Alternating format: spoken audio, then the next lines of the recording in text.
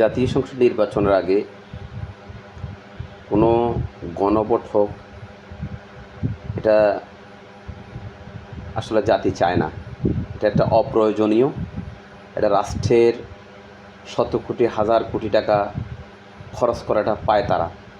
এবং আগামী জাতীয় সংসদ নির্বাচন যেন বিলম্বিত হয়, জাতীয় সংসদ নির্বাচন যেন না হয়, একটা ষড়যন্ত্র। এই জন্যেই এরা তো জানে এরা ক্ষমতা আসবে না।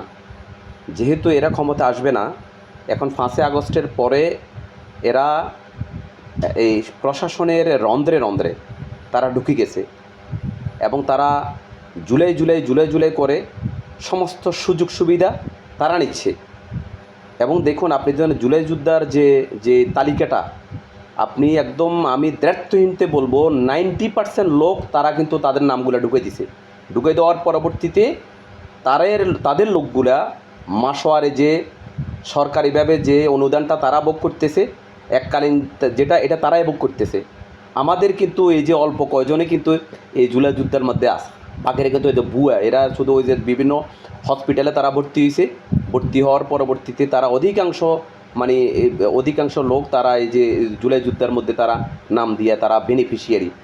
আমি আমার এলাকার মধ্যে আমার থানার মধ্যে অধিকাংশ যারা জুলাই যুদ্ধের নাম লিপিবদ্ধ করাছে তাদেরকে আমরা চিনি না, তাদেরকে আমরা আন্দোলন এবং সংগ্রামে আমরা কখনো দেখি নাই। কিন্তু এখন দেখতেছি তারা জুলাই যুদ্ধে তারা কীভাবে এভাবে নামগুলো ঢুকে দিয়া তারা বেনিফিশিয়ারিগুলো আশ্চর্য মনে হচ্ছে। এখন এক শ্রেণীর লোক আছে, সেটা হচ্ছে যে কী বললো যে জাতীয় সংসদ নির্বাচনের আগে বলতেছে হ্যাঁ জুলাই সনদের জন্য দিতে হবে, ভোট দিতে হবে। আরে ভাই, যদি ভোট দিতে হবে কোনো আপত্তি নাই, না, এটা নির্বাচনটা হলে সমস্যা কোথায়?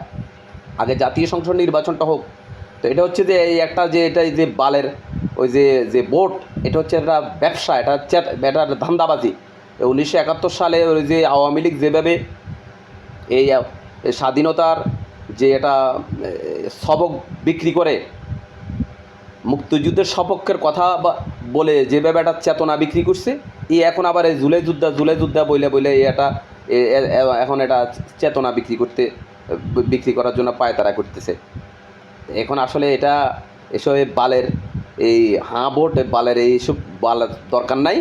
এটা ওই যে আগে জাতীয় সংসদ নির্বাচন হয়ে যাক, জাতীয় সংসদ নির্বাচন হয়ে যাওয়ার পরবর্তী এখন তোমরা যদি ক্ষমতা যেতে পারো, আলহামদুলিল্লাহ, অসুবিধা, আমরা সিলেক্ট করবো, জনগণ সিলেক্ট করবে, ঠিক আছে না?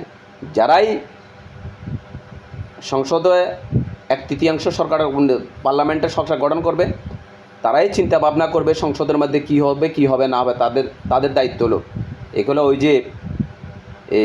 যে কাজগুলো আপনারা এখন করতেছেন, এগুলো এখন জাতি খায় না, এখনো চলে না।